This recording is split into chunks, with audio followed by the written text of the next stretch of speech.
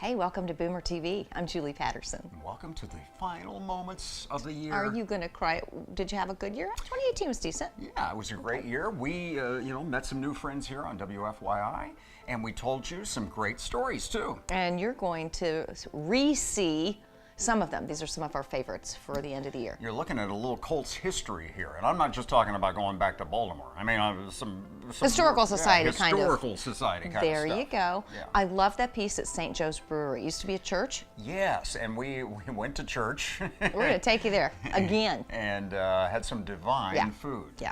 So we're going back there, and we're also going to go see some jazz. You went on a fun little excursion. I really did. It was a lot of fun during the Jazz Festival time of the summer. Why not do it in the winter? So we're going to. And City Market, even in the this time of year, we can go to the City Market and relive that story too. I liked it because you can get gifts there. It's not just about food. Yeah. So sit back, enjoy this episode of Boomer TV. We're glad you're with us. It's not just about food, Julie. It's not. Okay. Sorry. Watch it anyway. You'll see.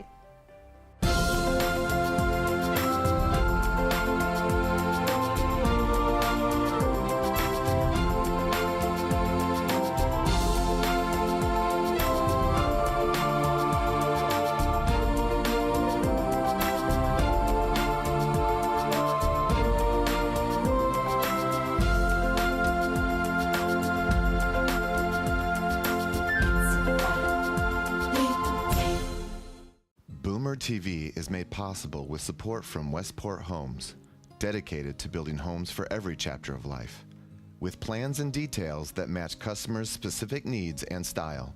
Additional funding is provided by Altman, Poindexter, and Wyatt attorneys, serving clients throughout central Indiana with wills, trusts, and estates, with over 70 years of combined experience. Unique Home Solutions, serving more than 30,000 homeowners since 1983. Providing home remodeling services from minor updates to complete renovations with a mission to improve appearance and efficiency. Paul, do you like to go to the Indiana Historical Society? I do like history, so and the longer I'm around, the more of it I have in my head. The more you're becoming history. Yeah, the more I'm becoming history. So But maybe that's why. Yeah, their cafe, there's great food. They have a cool bookstore, museum shop. What we're going to show you tonight at the IHS has to do with football and the Colts. This is interesting. They're taking sort of a broader look at the team, have all kinds of artifacts and media from the Colts and their time here, their long time here. They have quite a history now in Indianapolis. And we're going to show it to you right now. Hey, we're here at the Indiana Historical Society in downtown Indianapolis, where they have just opened up the Colts Exhibit, and it is something you have to see. Jeff Mills, the director of exhibits, thank you so much for giving us this tour. Absolutely. We've got a lot to show you. Let's go check it out. Let's see it.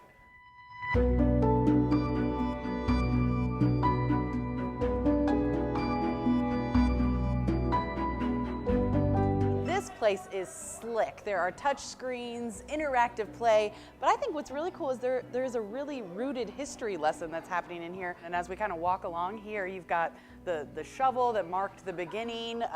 Talk to us about this. We've got tickets here. What are some of your favorite collection pieces that you can find in here? I love personally Peyton Manning's wristband playbook, and it's printed in such small print. I don't know if you could even see it with a magnifying glass, but he was able to call his place from that, and we've got that over here as well. Oh yeah, we've got to go see that. Let's go check that out. Okay, you were right. This is teeny tiny, and this is what crazy. Peyton Manning wore during the game? During the games, yeah. So not only did it control the sweat, but it also controlled the game because he was famous for his preparation for the game, but even Peyton needed a little help.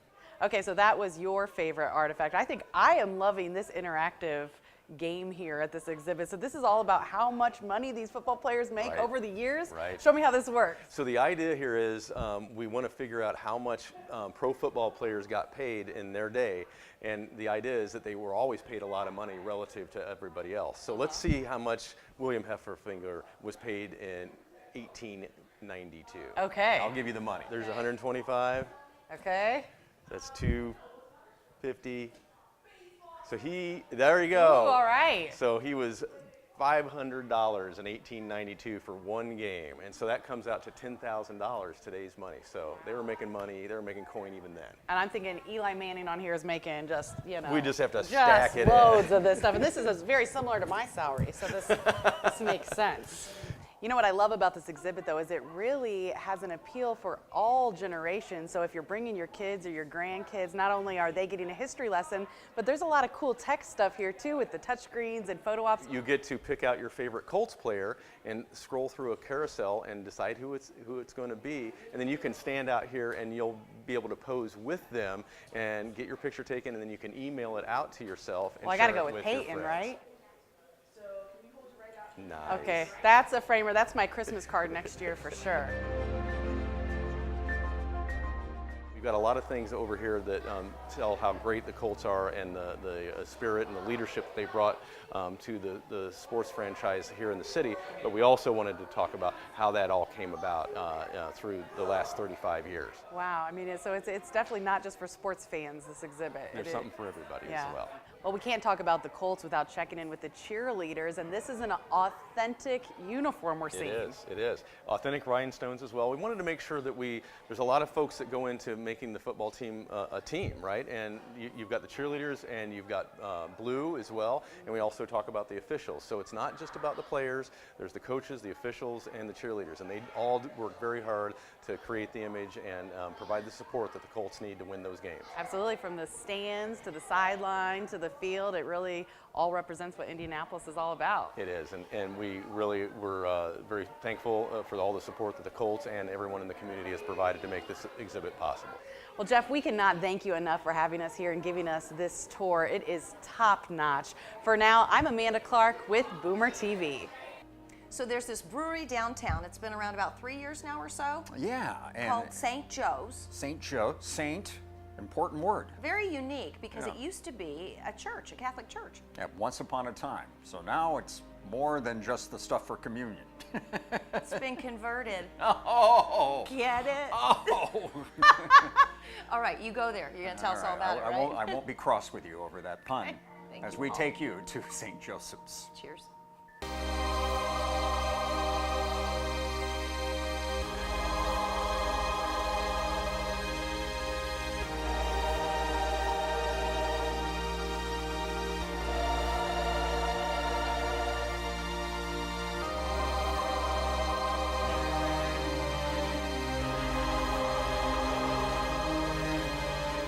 Behind us, as we stand right now, is a very impressive area that obviously used to be where the altar was and where the priest would conduct mass.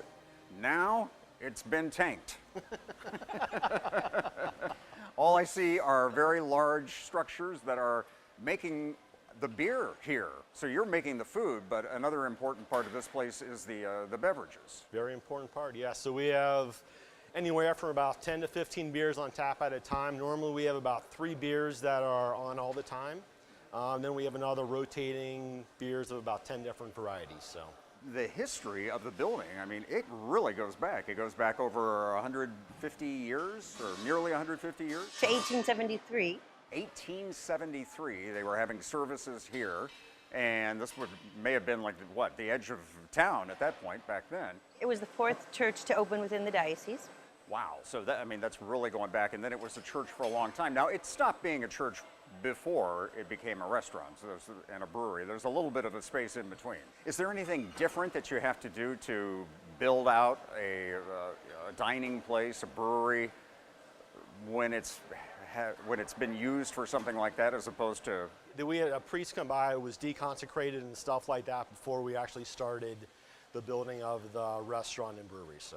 Wow, that's interesting. Okay, so that's, everything is, I don't want to say kosher. I think I would be mixing metaphors, but everything was done by the book. Yes. And of course, the obvious, smart alecky question is, does the wine come in a little cup or a little glass? It actually comes in a large glass. It comes in a large glass, just like you would expect. Well, it's a fun topic, and it's an interesting topic. I'm sure people are going to come back not because of that topic, but because of the food that they had. So what is it that you think that you're most known for so far? I'd say one of our most popular dishes is a bison meatloaf. We make a bison meatloaf in-house. We toast a piece of Texas toast, some Yukon Gold mashed potatoes, a piece of the bison meatloaf, a porter beer gravy, and then a sunny side egg up on top of that. So that's one of our most popular dishes, I would say. Another dish we have is It's a burger, but it's called the Reifenburger, hence my last name is Reifenburger, so I named the burger after myself. I never thought of that. You have food in your name. Yeah, so we do have a Reifenburger here. It's a 8-ounce beef patty with some braised pork belly, a little bit of a barbecue sauce, a smoked cheddar cheese, and some pickled red onions. So I'm trying to do a lot of times like the porter gravy, if I can incorporate beer into some of the dishes since we make the beer here.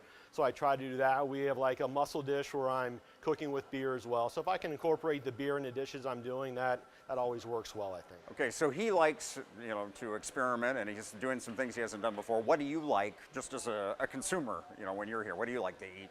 One of my favorite dishes is the mussels. They are from Prince Edward Island. They're made with the Kolsch beer that we serve, and they do have chorizo in them, and it's house-made chorizo. And I like to have that when I'm done working with a benevolent blonde. Benevolent blonde. Yes. That's what you are, right? A benevolent Yes. blonde, right? Yes. Yeah, sure. And what are there like 3 different kinds that you can always get in various forms? Is that how it works? We do have 3 house beers. We have our Cornerstone Kolsch, which is a really light beer, easy drinking, everyday drinking, crisp. We have our Benevolent Blonde, more of a Belgian, but still pretty light and nice during these warmer months. And then lastly, we always have our Confessional IPA. So if you're feeling bad about yourself, drink one of those. Well, you realize, of course, this place did undergo a conversion at some point. Yes. To become what it is today. Cool. So it's local, and it's got a local pass that's interesting, and it's in the downtown near Massachusetts Avenue area. St. Josephs Brewery and Public House, AD 2015.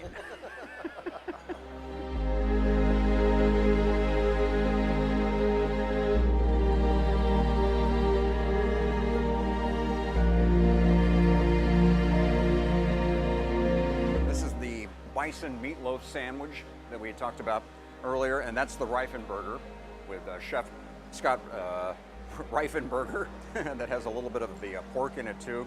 And I haven't touched the mussels yet because obviously I'm not too familiar with mussels, but that could be good too. I may bring some of this back to the house for Julie Patterson too. I'm Paul Poteet. We'll see you soon. So when was the last time you went to the city market? Yesterday. Well, our show just went there a week ago. If you were watching last week, you've Oh, yeah, already the been. catacombs. Yeah, we went to the catacombs, but I guess there's a whole lot more to the city market. Oh, so much stuff. You can get gifts. They have outdoor events. Always the food, too. Of course, yeah. At one time, they had a barber shop there. I know because I got a little shave there one time. Well, Michael Atwood is going to show you what's there now, next.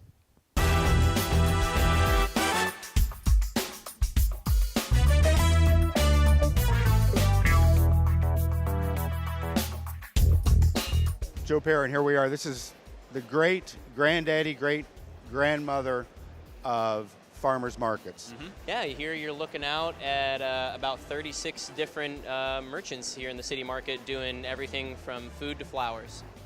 And again, because it's the city market, it's even broader than a farmer's market. Yeah, exactly. We are open to everybody coming in here. You can come, and we encourage people to come with work. We encourage people to come with a book. We encourage people to come after work to hang out. We have activations that people can do on nice days. We have bocce ball outside available, usually cornhole set up. And we try and do as much programming as we can to just provide a place for people to be together, to be in the community, to help make Indy the best city it can be. Let's go take a look. Let's do it. You love to smoke meats, but I've been told that you smoke some unusual things as well. We smoke hard-boiled eggs. We smoke some ice cream for root beer floats. You smoke ice cream. Yeah. We get some nice, great ice cream, and we put it in a big pan, and we just do a cold smoke on it, and it's kind of fun. Remember, come back on Wednesdays for the smoked ice cream. Just Cookies is the oldest vendor that we have here in the city market these days. What do you love about making cookies? Not just making cookies, working in the market. It is great. You make so many new friends, meet a lot of people. I love chocolate chip cookies. Chocolate chip, that is the most popular. And there's nothing plain about it, is there? No, nothing is plain. Now I feel bad. I'm eating in front of people. That's all right. One more bite? I'm good. Now these fermented foods, it's one of those things before refrigeration. How did people preserve foods? How did they keep them healthy? This really goes way back thousands of years. Right. Yeah, essentially this was what people had in their root cellar or their cave so that they had food through the winter until they could start growing fresh crops again in the spring. Essentially is how this started. You know, the nice thing is that now in 2018, kind of science has caught up. We understand the magical little world of microbiotics that go on and all of these things that we didn't know existed, you know, before the 1900s. And now we've been able to improve on all of these. So we have better texture, our flavors are better. We are able to source, you know, specifically what we want to get a specific result. So it's nice. Jeanette, the sign says the Flower Boys. It does.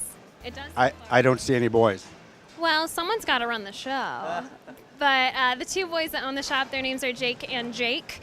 And they're two friends of mine from college. And so they kind of roped me into doing this. And I'm privileged to spend every day here at the city market selling flowers and arrangements and all that sort of thing. And I love having walking traffic stopping by, because sometimes when you have your own flower shop, you don't have people walking in as much. But when it's here, it's like I'm able to talk to more people and hang out with them.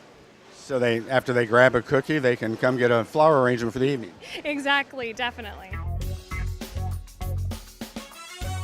Ryan, you're about the newest vendor here. What are among your most popular items here?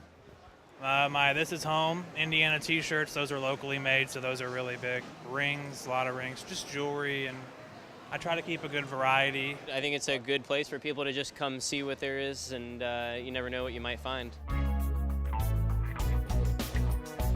Joe, some wonderful jazz behind us. What experience at the city market would be complete without hearing a little bit of music? Yeah, it really puts the exclamation mark on the experience, I think. We're lucky to have them. We're always welcoming people wanting that want to come down and busk and perform.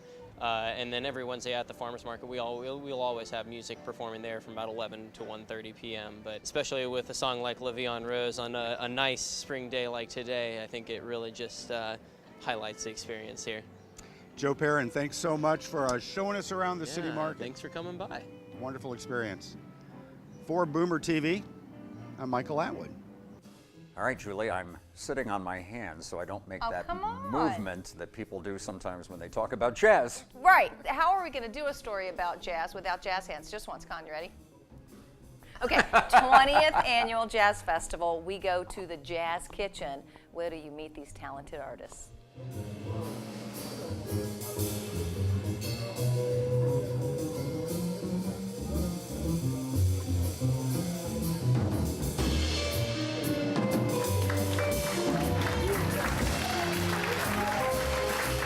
We got him, folks. I'm so excited. David Ali, the owner of the Jazz Kitchen. That's Welcome right. to the show. Thank you. Thanks for having me on. Oh my gosh, so how did it all begin? Well, my dad's a jazz musician, jazz piano player by trade, so Right, Steve know, Ali? Steve Ali. Yes. So I didn't really have a whole lot of choice. That's it was just funny. kind of, part of the DNA, and that's how it came to be. But I played trumpet all through high school, and was in the jazz band, and so I dabbled myself, but decided that maybe the business side was a better Fit. career for me, and yeah. So we're actually going to be celebrating 25 years here in April. Restaurants don't last 25 years unless there's a very good reason. and you Well, have lots jazz. of The good jazz reason. is a good reason.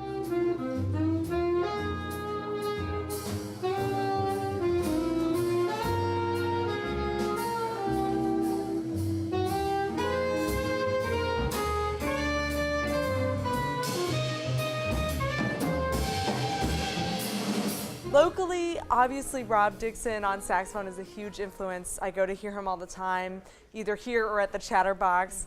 But there's so many other great musicians from here in Indy. Frank Glover on the clarinet, Sophie Fott on the saxophone. The Tucker brothers produce great music. There's so many that are inspiring. But outside of Indy, some of my favorite artists are Miguel Zanon on the saxophone, Walter Smith III on the a lot of saxophones. A lot of saxophone.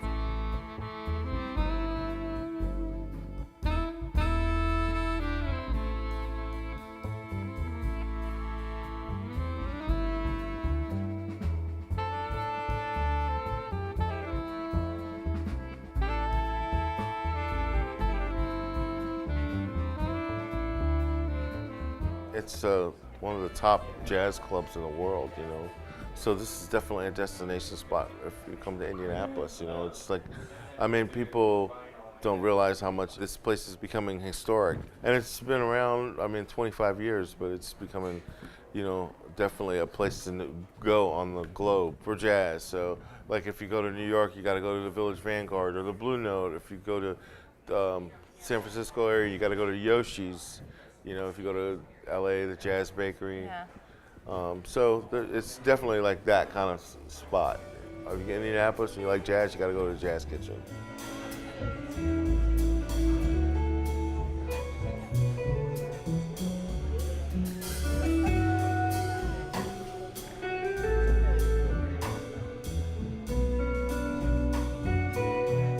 What made you want to do the music of Bob Dylan? I had really good parents when it came to giving me good music to listen to as a kid. So I grew up, you know, at a very young age. I think the first cassette tape I had was the Beach Boys. And so I just immediately kind of fell in love with that era of rock, pop, and folk music. And it was, now that I'm, you know, more of a jazz guitar player, it was really fun to kind of translate that into some of my favorite music.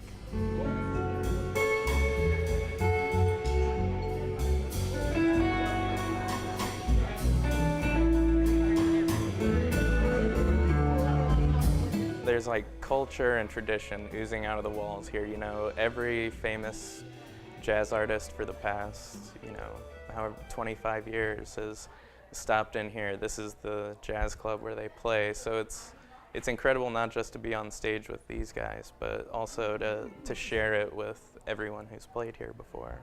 Now I can't help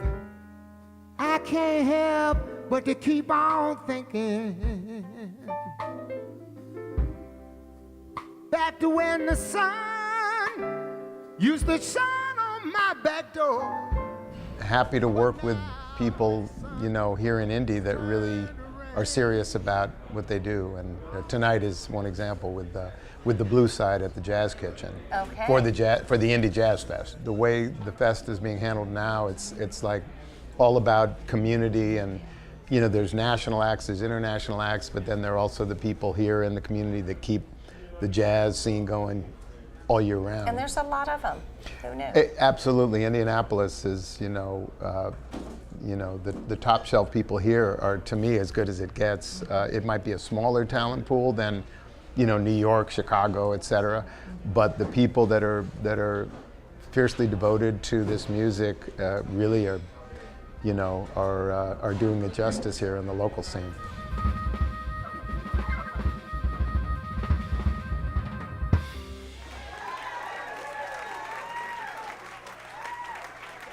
Thank you so much. Time to say au revoir. And Goodbye. Old Lang Syne. Oh, yeah, it's the end of the year. Old or Auld Lang Syne? AULD. Say it however you want. Old Lang Syne. Well, please don't forget your old acquaintances, Julie and Paul. We're going to be here again next year for more Boomer TV. And we hope that you tune in. So thanks for watching this episode, and we'll see you in 2019. Cheers. For more all things Boomer, just visit our website. That's indieboomer.com. Indie Boomer connects TV, magazine, and radio. It contains useful information for baby boomers all over the Indianapolis metropolitan area. And you can like us on Facebook and follow us on Twitter and Instagram. Pick up Indie Boomer magazine at most Kroger stores and libraries. Look for us all over Indy. Listen to Boomer Radio every Saturday afternoon at 4:30 p.m. on Freedom 95 with a rebroadcast Sundays at 7:30. Indie Boomer, for the next chapter of your life. Boomer TV is made possible with support from Westport Homes, dedicated to building homes for every chapter of life, with plans and details that match customers' specific needs and style.